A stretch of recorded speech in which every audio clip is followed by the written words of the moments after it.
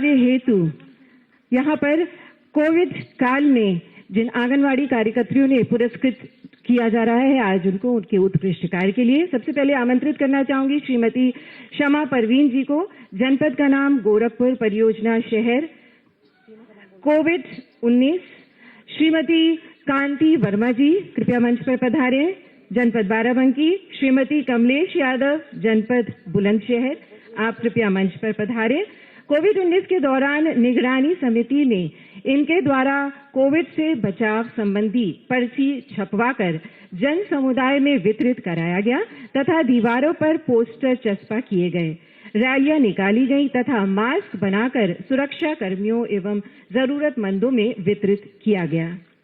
एक गर्भवती महिला को अस्पताल में भर्ती कराकर अपने खर्चे पर प्रसव कराया गया। इनके द्वारा कोविड-19 के दौरान घर घर जाकर पुष्पाहार का वितरण किया गया, जो अन्य लोगों के प्रेरणा स्रोत बने। और अब मंच पर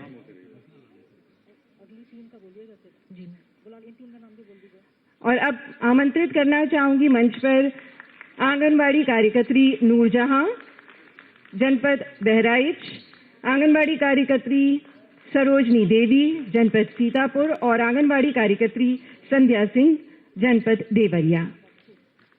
आप सभी को आपके उत्कृष्ट कार्य के लिए यहाँ पर सम्मानित किया जा रहा है।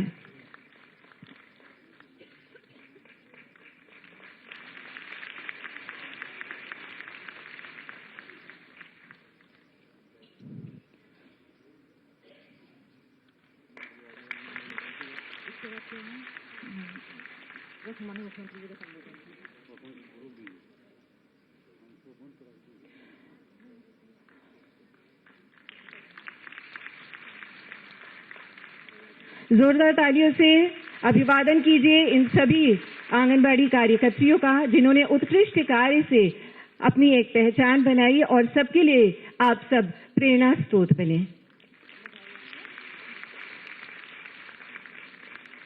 और अब अनुरोध करना चाहूंगी माननीय मुख्यमंत्री महोदय जी से कि वे अपने आशीर्वचनों से हम सभी को अनुग्रहित करें आज के इस पावन अवसर पर। माननीय मुख्यमंत्री जी।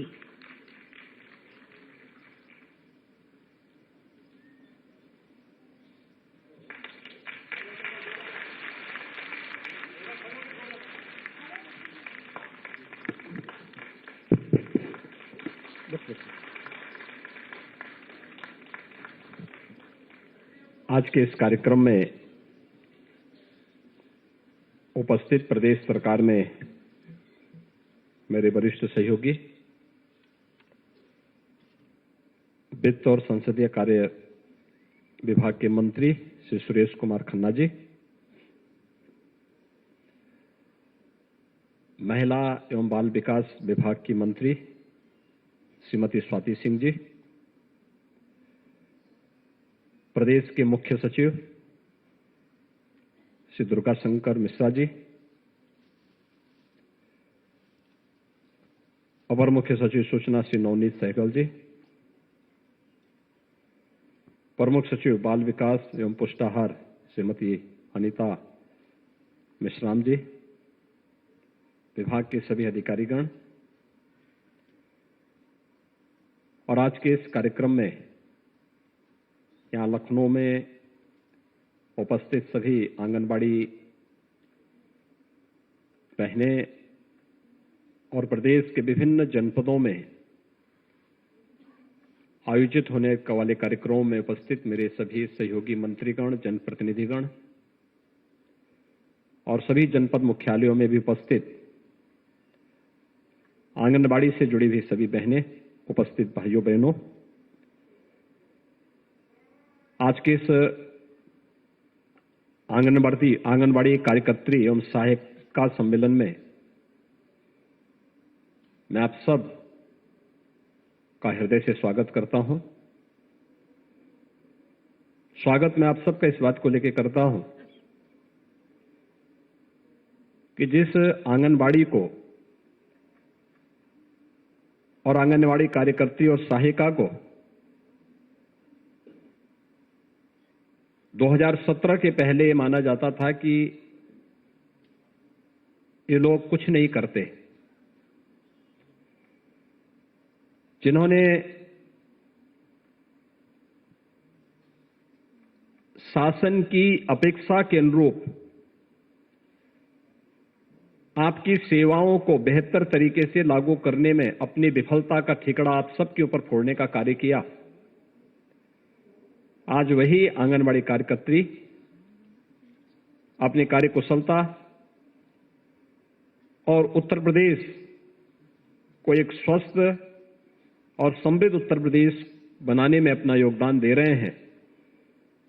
तो सबसे पहले तो इस बात के लिए मैं आप सबका हृदय से अभिनंदन करता हूं। दूसरा, कोरोना कालखंड के दौरान आप सबने बेहतरीन प्रदर्शन करने का कार्य किया। मुझे याद है जब पहले लॉकडाउन प्रारंभ हुआ, उसके बाद जब ये बात सामने आई कि कोरोना की पहली लहर आ रही है, तो पोषाहार की कार्रवाई को घर घर पहुंचाने के लिए योगदान देना है। उस समय आपने अपनी कार्रवाई को आगे बढ़ाया, लेकिन पहले चरण में एक औपचारिक रूप से हम लोगों ने निगरानी समिति बनाई थी जो घर घर जाकर के स्क्रीनिंग का कार्य करती थी। और उस समय हम लोगों ने ग्राम प्रधान के चुनाव नहीं हो पाए थे, इसलिए आंगनबाड़ी, आशा वर्कर और एएनएम को मिलाकर के राजस्व के कर्मियों के साथ, पंचायती राज विभाग के कर्मियों के साथ जोड़ करके और एक व्यवस्था बनाई थी कि लोग प्रवासी कामगार और श्रमिक जो घर घर आ रहे हैं, इनकी स्क्रीनिंग करेंगे और आवश्यकता पड़ने पर इनको टीकाकरण से जोड़ने का कार्य भी करेंगे। उस समय हम लोगों ने देखा कि इस कार्यक्रम को आगे बढ़ाने में हमें पहली लहर को समय के पहले आने से ही रोकने में मदद मिली। लेकिन जब कोरोना की पहली लहर पर सफलतापूर्वक नियंत्रण करने और 40 लाख प्रवासी कामगार और श्रमिकों को प्रदेश के अंदर सुरक्षित माहौल देने में हमें सफलता तो मिली, उसकी सर्वत्र प्रशंसा हुई, लेकिन दूसरी लहर आने पर हमारे सामने उतनी बड़ी चुनौती भी आई थी। और केवल हमारे सामने नहीं थी, पूरी दुनिया के सामने थी। लेकिन उत्तर प्रदेश ज्यादा टारगेट हुआ था, क्योंकि सबसे बड़ी आबादी का प्रदेश है, तो लोग ये मानते थे कि उत्तर प्रदेश पूरी तरह फेल हो जाएगा। और तब मैंने फिर इन निगरानी समितियों को ही सक्रिय किया था, और मैंने कहा था निगरानी समिति जिसमें आंगनबाड़ी, आशा, एएनएम, ये सभी मिलकर के ग्रामीण क्षेत्र में ग्राम प्रधान के नेतृत्व में, शहरी क्षेत्र में पार्षद के नेतृत्व में ये लोग डोर टू डोर जाएंगे, स्क्रीनिंग का कार्य करेंगे, हर संदिग्ध व्यक्ति को मेडिसिन किट उपलब्ध करवाएंगे, और मेडिसिन किट उपलब्ध करवाने के बाद फिर इनके द्वारा वहां पर मेडिसिन किट के बाद अगर कोई संदिग्ध व्यक्ति मिलता है तो संदिग्ध व्यक्ति को वहीं पर मेडिसिन दे करके अगले 24 घंटे के अंदर उनकी टेस्टिंग करने का कार्य भी करेंगे। लक्षण होंगे तो हॉस्पिटल में, लक्षण नहीं होंगे तो घर में सुरक्षित माहौल में उसे देना और निरंतर उसकी समीक्षा करना। उत्तर प्रदेश ने कोविड प्रबंधन में जैसे हमारे देश ने पूरी दुनिया में सबसे अच्छी सफलता प्राप्त की प्रधानमंत्री मोदी जी के नेतृत्व में, तो उत्तर प्रदेश में अपने सभी हेल्थ वर्कर्स, चिकित्सक, कोरोना वॉरियर्स और आप जितने भी फ्रंट लाइनर थे जिन्होंने पहली पंक्ति पे जाकर के इस सदी की सबसे बड़ी महामारी में देश के अंदर सबसे अच्छा कोरोना प्रबंधन का उदाहरण प्रस्तुत किया, ऐसे आंगनबाड़ी, आशा और एएनएम का मैं प्रदेश शासन की ओर से और प्रदेश की जनता की ओर से हृदय से अभिनंदन भी करता हूं। आज का कार्यक्रम हम सबके लिए इसलिए महत्वपूर्ण है, मैं आज जब यहां बोल रहा हूं मेरे लिए इसलिए महत्वपूर्ण है, मैं देख रहा था कल दुनिया के अंदर जो पहला कोरोना का टीका बना, उनमें से एक फाइजर की वैक्सीन के जो जन्मदाता हैं डॉक्टर मेलोन, ये अमेरिका में है और इन्होंने अमेरिका से इस बारे में कहा है कि हमने तो टीका भले ही बनाया है, लेकिन हमें इस बात को देखना होगा कि अमेरिका की ही तर्ज पर सबसे बड़ी आबादी का कोई राज्य है तो वह राज्य है उत्तर प्रदेश। उत्तर प्रदेश ने कोरोना प्रबंधन कैसे सबसे अच्छा किया है, इस पर शोध किया जाना चाहिए, अध्ययन इसका किया जाना चाहिए। और मैं कह सकता हूं कि उनको अध्ययन करना है तो अध्ययन करने के लिए उनको उत्तर प्रदेश की निगरानी समितियों की कार्य पद्धति को देखना पड़ेगा, क्योंकि जिन्होंने स्वयं के जीवन की परवाह किए बगैर, जो प्रधानमंत्री जी ने मंत्र दिया था कि जीवन को भी बचाना है और जीविका को भी बचाना है, उस कार्यक्रम को सफलतापूर्वक प्रदेश के अंदर लागू करने में अपना योगदान दिया, क्योंकि पहले तो स्वयं बचना है और फिर दूसरों को भी बचाना है। अगर व्यक्ति स्वयं ही सुरक्षित नहीं है तो दूसरों को क्या सुरक्षित करेगा, क्योंकि कोरोना में तो संक्रमण बहुत तीव्र है। अगर एक व्यक्ति उसकी चपेट में आ गया तो वह अगर संक्रमित होने के बाद अगर बीमारी को छुपा रहा है तो न जाने कितने अन्य लोगों को, जितने लोगों के संपर्क में आएगा सभी लोग उसकी चपेट में आएंगे। लेकिन स्वयं का बचाव करते हुए दूसरों को बचाने का जो कार्य हुआ है वह अद्भुत हुआ है, अभिनंदनीय हुआ है। और उत्तर प्रदेश के कोविड प्रबंधन को न केवल नीति आयोग ने, आदरणीय प्रधानमंत्री जी ने, बल्कि दुनिया के तमाम देशों ने भी और WHO ने भी उत्तर प्रदेश के कोरोना प्रबंधन की सराहना की है। तो इसके पीछे आप जैसे वे लाखों कोरोना वॉरियर्स हैं जिन्होंने स्वयं के जीवन को बचाते हुए, स्वयं के परिवार को बचाते हुए 25 करोड़ की आबादी के उत्तर प्रदेश को कोरोना से पूरी तरह बचाने में अपना योगदान दिया। इसलिए भी मैं आपका इस अवसर पर अभिनंदन करता हूं। प्रदेश के अंदर वास्तव में जो पोषाहार है, 2017 के पहले ज्यादातर से शिकायत आती थी कि ये बहुत खराब क्वालिटी का है या वितरित नहीं होता है, या फिर तमाम प्रश्न उस पर खड़े होते थे। बोला जाता था कि आंगनबाड़ी में जाकर के ये कहीं ब्लॉक में बिक जाता है, पशुओं को चारा खिलाने के रूप में इसका उपयोग किया जाता है। परिणाम क्या था? देश की सबसे बड़ी आबादी का राज्य है, इसका असर मातृ मृत्यु दर, शिशु मृत्यु दर पर भी देखने को मिलता था। प्रदेश में जब कुपोषित मां होगी तो स्वाभाविक रूप से वो कुपोषित मां बीमारियों की चपेट में आएगी, असमय काल कलवित होगी। यही होता था। कुपोषित बच्चा होगा तो वह कुपोषित बच्चा बीमारियों की चपेट में भी आएगा और समय काल कलवित होगा। हमने पूर्वी उत्तर प्रदेश में देखा है मस्तिष्क ज्वर से कैसे मौतें होती थी, बड़े पैमाने पे मौतें होती थी। हर वर्ष 1500 से 2000 बच्चों की मौत होती थी। व्यवस्था मौन बनी रहती थी, मूक बनी रहती थी।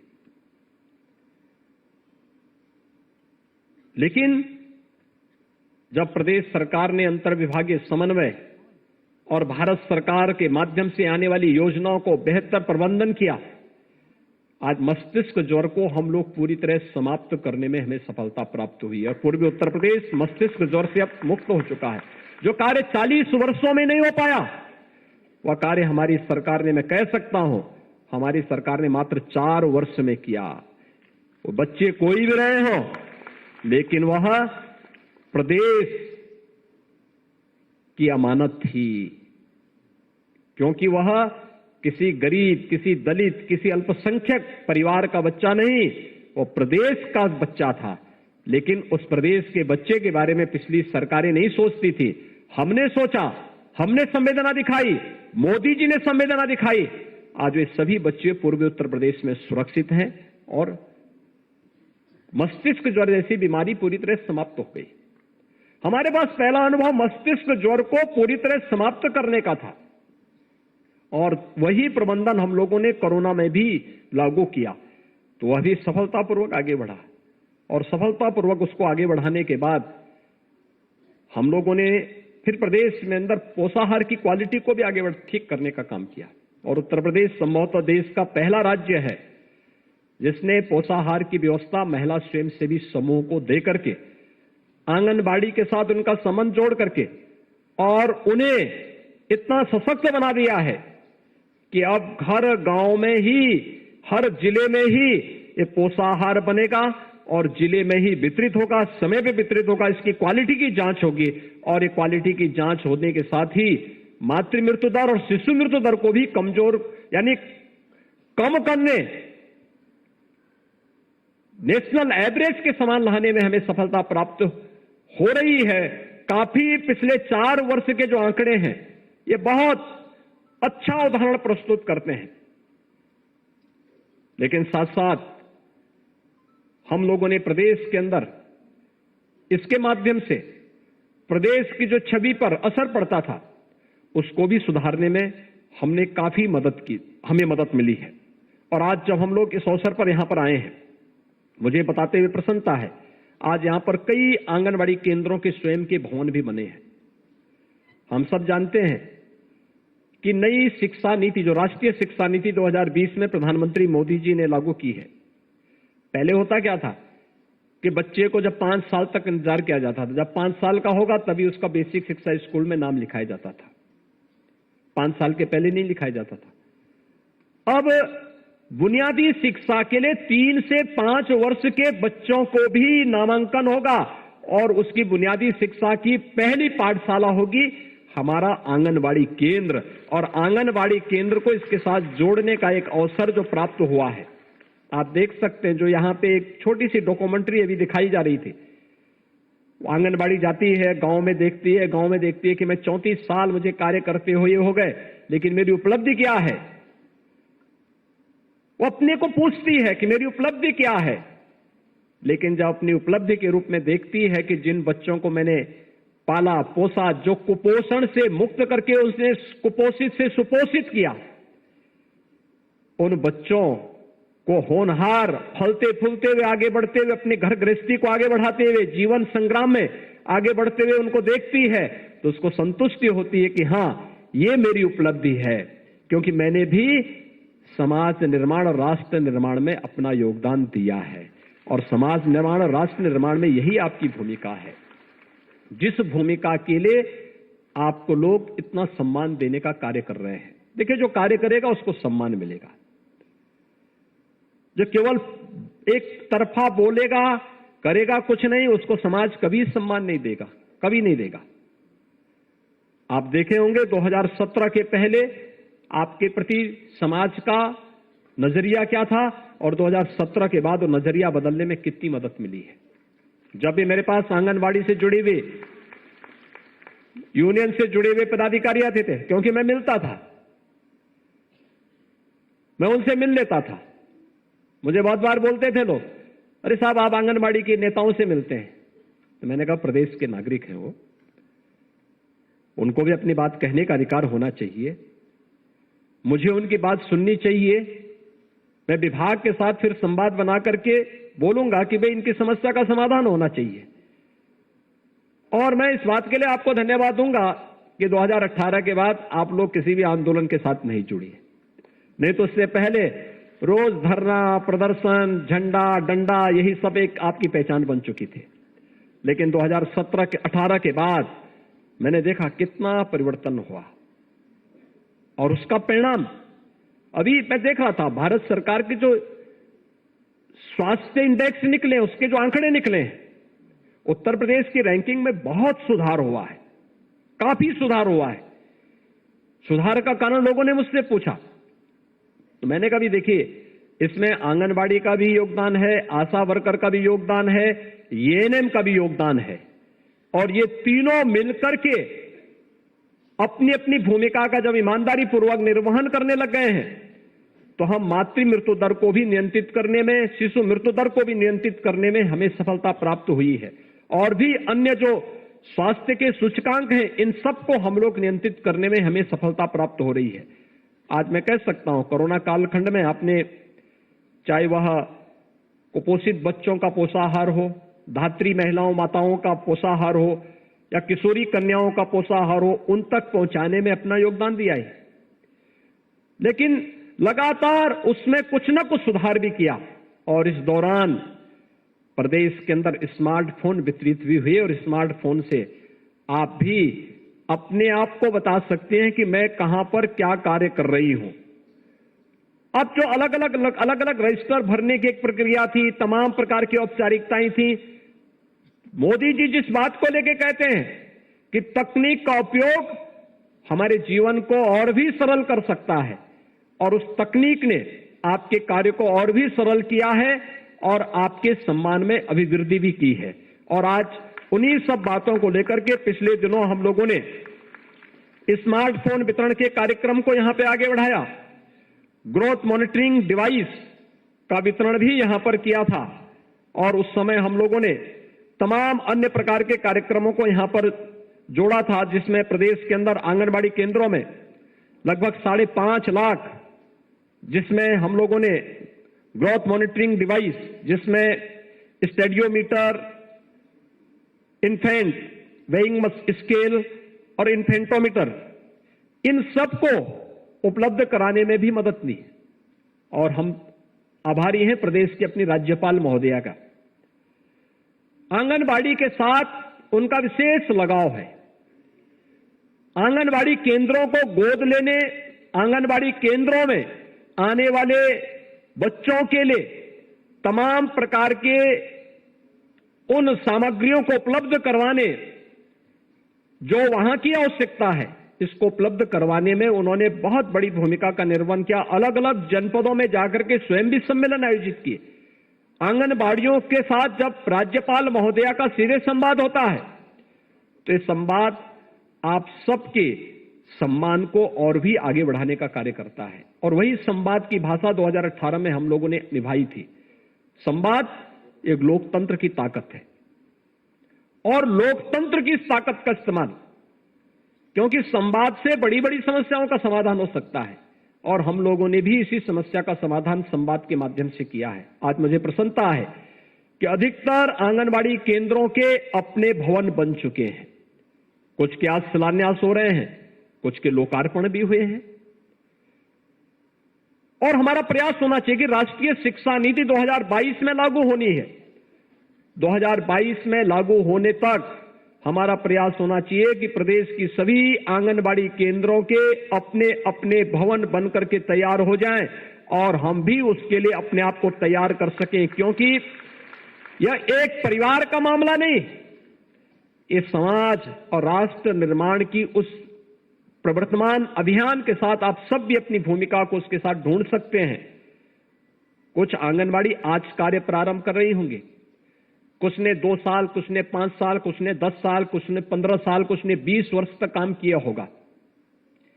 लेकिन जब आप अपने क्षेत्र में कार्य करते होंगे, उस समय आप जब कभी अपना मूल्यांकन करते होंगे, तो उस समय आप भी देख सकती हैं कि कौन बच्चे कुपोषित थे, कौन ऐसी धात्री मां है जो कुपोषित थी, कौन किशोरी एनेमिक थी, और आपने कैसे प्रयास करके उन्हें सामान्य श्रेणी में लाने में सफलता प्राप्त की। यह आपकी सफलता है। और फिर जब आप उसके अनुसार अपना मूल्यांकन करती हैं, अब तो आपके पास स्मार्टफोन भी आ गया है। स्मार्टफोन से उनके फोटो लेकर के अगर आप अपने पास रखेंगे, आपके पास एक डाटा बनेगा। और कभी कोई आपसे पूछे कि आखिर आपने क्या किया है, क्या आपकी प्रोग्रेस है, क्या आपने प्रगति की है, तब उस समय अपना स्मार्टफोन निकाल करके उनको बताइए कि ये है मेरा डाटा, अगर आपको देखना है, ये बच्चा आज से 1 वर्ष पहले ऐसा था, 1 वर्ष के बाद उस बच्चे की स्थिति ये हुई है। ये बच्चा 10 साल पहले ऐसा था, आज वो इस रूप में खेलते कूदते हुए आज उस बच्चे को देख सकते हैं। ये प्रगति एक परिवार की नहीं होती, एक बच्चे की ही नहीं होती, एक परिवार की ही नहीं होती है। ये समाज की प्रगति को भी इंगित करता है, समाज भी उसके साथ जुड़ता है। अगर समाज का एक तबका कमजोर होगा तो समाज कभी सर्वांगीण विकास की परिकल्पना को साकार नहीं कर सकता।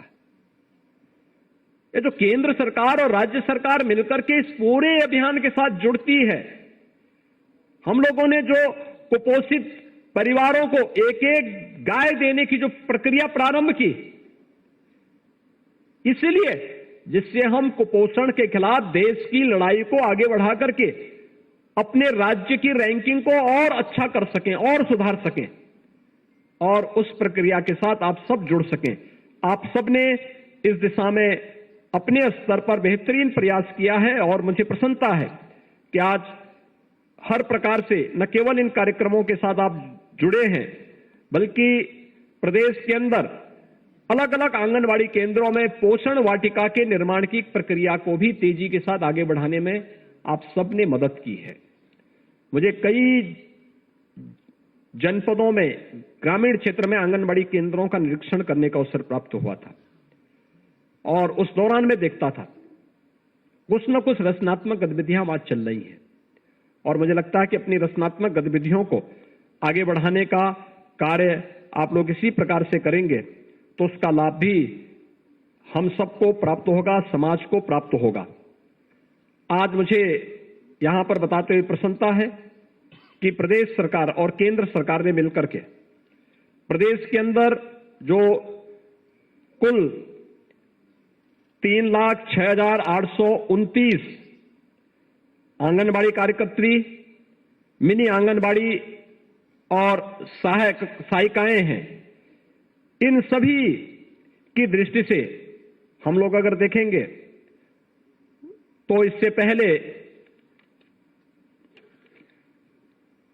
इन सभी को जो मानदेय वर्तमान में मिलता है, ये प्रतिमा आंगनबाड़ी कार्यकर्त्री को 5,500, मिनी आंगनबाड़ी को 4,250 और सहायिका को 2,750 प्राप्त होता है।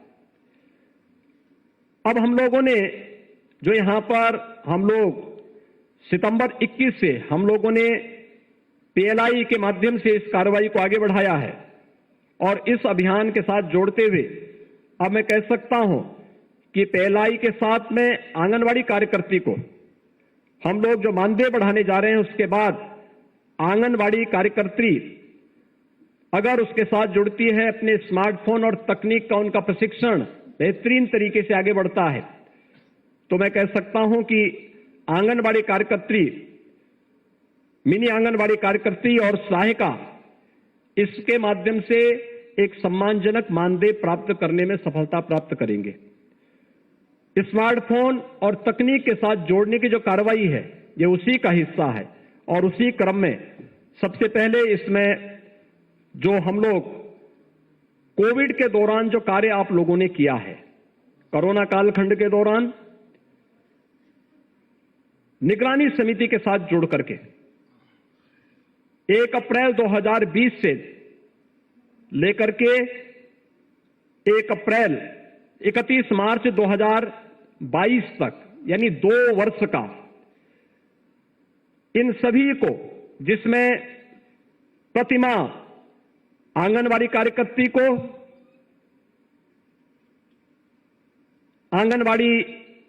मिनी आंगनवाड़ी कार्यकर्त्री को हम लोग उस दौरान का निगरानी समिति के साथ, यानी 31 मार्च 22 तक के लिए उन्हें 500 रुपये प्रतिमाह उन्हें अतिरिक्त प्रोत्साहन राशि उपलब्ध करवा रहे हैं, और साथ ही साथ जो सहायिकाएं हैं उनको 250 रुपये प्रतिमाह एक तो उनको प्रोत्साहन राशि उपलब्ध करवा रहे हैं, क्योंकि उन्होंने उस दौरान निगरानी समिति के साथ मिलकर के अपने कार्यक्रम को बहुत बेहतरीन तरीके से आगे बढ़ाया है।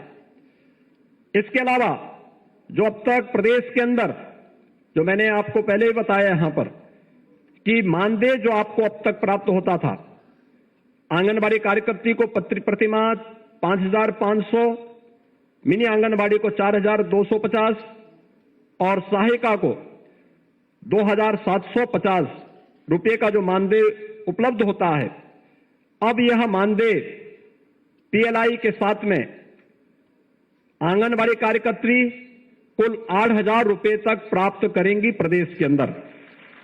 मिनी आंगनबाड़ी 6,500 और सहायिका 4,000 तक प्राप्त करने में उन्हें मदद मिलेगी।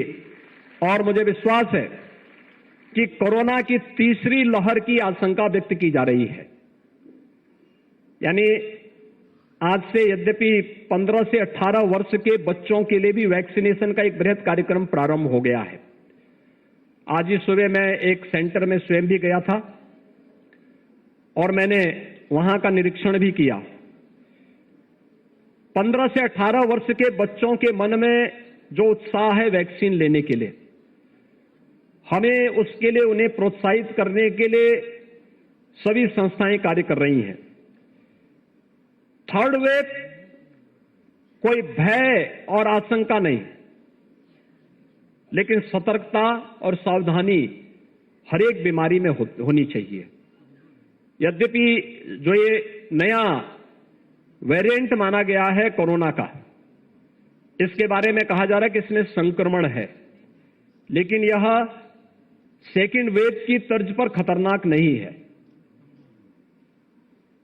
पहले सेकेंड वेव में संक्रमण बहुत तीव्र होता था, तीव्र होने के साथ साथ लंग्स को बुरी तरह प्रभावित करता था, ऑक्सीजन की समस्या खड़ी होती थी और नेगेटिव रिपोर्ट आने में काफी दिन लगते थे। लगभग 15 दिन से लेकर के एक महीने, कुछ लोग 2 महीने तक पड़े रहे। बड़ी संख्या में दुनिया के अंदर मौतें भी हुई हैं। लेकिन ये जो थर्ड वेव के बारे में आशंका व्यक्त की जा रही है, मामले तो बढ़ रहे हैं, संक्रमण है, लेकिन संक्रमण के बाद चौथे 3-4 दिन से लेकर 7 दिन के अंदर व्यक्ति एक सामान्य, जैसे वायरल फीवर आता है, वायरल फीवर का एक कोर्स होता है 3 दिन से लेकर 7 दिन का, तो वायरल फीवर की तर्ज पर इसका भी एक देखने को मिल रहा है कि एक सामान्य परिस्थिति में यह आकर के फिर ठीक भी हो जा रहा है। उत्तर प्रदेश 25 करोड़ की आबादी का राज्य है और 25 करोड़ की आबादी में अब तक केवल 8 मामले मिले हैं। 8 में से 3 लोग ठीक होकर के जा चुके हैं, 5 लोग अपने घरों में हैं, हॉस्पिटल में एक भी नहीं। शेष कोरोना से जुड़े हुए जो मामले लगभग 2261 हैं, उनमें से 2100 से अधिक लोग अपने घरों में आराम से उपचार करा रहे हैं, कहीं कोई समस्या नहीं है। लेकिन सतर्कता और सावधानी के लिए हमें लोगों को बताना पड़ेगा। एक, सार्वजनिक स्थानों पर जाएं तो मास्क जरूर धारण करें। कोई व्यक्ति अगर कहीं भी लक्षण है, सर्दी है, जुकाम है, फीवर है, तो हमें फिर से उसी भूमिका के साथ आना पड़ेगा। मेडिसिन किट निगरानी समितियों को फिर से उपलब्ध कराया जा चुका है और मेडिसिन किट अगर हर परिवार में उपलब्ध हो जाए तो मेडिसिन किट से उन सभी परिवारों को जो आशंका व्यक्त की जा रही है और जिस पर दुनिया अभी शोध करने वाली है, जो मैंने अभी फाइजर वैक्सीन के जो निर्माता हैं उनकी बात यहां पर कही कि उत्तर प्रदेश को कोविड प्रबंधन को उन्होंने न केवल सराहना की है, बल्कि उन्होंने इस बारे में कहा कि आखिर क्या उत्तर प्रदेश में हुआ है जिसके कारण उत्तर प्रदेश में सुधार हुआ है। तो वह भी एक बेहतरीन प्रदर्शन उत्तर प्रदेश का वहां पर देखने को मिलेगा। लेकिन मेरी आप सबसे अपील होगी कि निगरानी समिति के सदस्य के रूप में हम वैक्सीनेशन के कार्यक्रम को तेजी लाने में मदद कर सकते हैं। यानी घर घर जब हम जाएं, हर लक्षण युक्त व्यक्ति को चिन्हित करते हैं, लक्षण युक्त व्यक्ति को चिन्हित करके उसको मेडिसिन किट उपलब्ध करवाना है और मेडिसिन किट उपलब्ध करवाने के साथ हम अगर उस व्यक्ति की सूची बना करके अगले 24 घंटे के अंदर उनका टेस्ट तो होता, आरआरटी की टीम जाती है, उसका टेस्ट भी कर लेती है। लेकिन अगर इस दौरान अगर हमें कहीं लगता है कि निगरानी समिति को उस घर में 5 सदस्य हैं, 5 में से 3 ने वैक्सीन ले लिया है, 2 अभी ऐसे हैं जो वैक्सीन नहीं ले पाए हैं, उनकी सूची भी उसके साथ ही बना देने की आवश्यकता है। और उनकी सूची बनवा करके तत्काल उन लोगों की सूची बना करके ICCC को उपलब्ध करवा देने की आवश्यकता है कि हम फलाने परिवार में गए थे, इस परिवार में इस नाम के 2 सदस्य हैं, इन लोगों ने अभी तक वैक्सीन नहीं ली है। तो मुझे लगता है कि अगले दिन टीम जाकर के उनको वैक्सीन दे सकती है। और इस प्रकार की एक सूची अगर हम खड़ी बना सकें तो हमें प्रदेश के अंदर वैक्सीनेशन के अभियान को आगे बढ़ाने में, जो अब तक हम लोग प्रदेश के अंदर 20 करोड़ 25 लाख से अधिक लोगों को वैक्सीन दे चुके हैं, तो यह वैक्सीन देने की इस प्रक्रिया को हम प्रदेश के अंदर 100% लागू करने में हमें मदद मिलेगी। और वैक्सीन एक सुरक्षा कवच है, यह हमें स्वीकार करना होगा। सतर्कता और सावधानी के साथ साथ वैक्सीन लेने की इस प्रक्रिया के साथ अगर हम जुड़ते हैं तो जरूर हम कोरोना के खिलाफ देश की इस लड़ाई को जीतने में मदद कर सकते हैं। और मुझे लगता है ये देश के प्रति, वर्तमान और आने वाली पीढ़ी के प्रति हम सबका योगदान होगा। मैं एक बार फिर से आप सभी आंगनबाड़ी कार्यकर्ती और अन्य जितने भी आपका जो इस सम्मेलन हुआ है, आप सभी को मैं एक बार फिर से इस अवसर पर कोरोना कालखंड के दौरान प्रदेश में पोषण मिशन को सफलतापूर्वक आगे बढ़ाने में आपके द्वारा किए जा रहे सराहनीय कार्यक्रम की मैं एक बार फिर से यहां पर आप सबका मैं अभिनंदन करता हूं और विश्वास करता हूं कि प्रदेश के इस लक्ष्य को आगे बढ़ाने में आप निरंतर अपना योगदान देंगे। आप सबके प्रति मेरी शुभकामनाएं। धन्यवाद। जय हिंद। ये हमारे यशस्वी और ऊर्जावान माननीय मुख्यमंत्री जी के ही कुशल मार्गदर्शन का परिणाम है कि आज आंगनबाड़ी कार्यकर्ती इतना अच्छा कार्य कर पा रही हैं।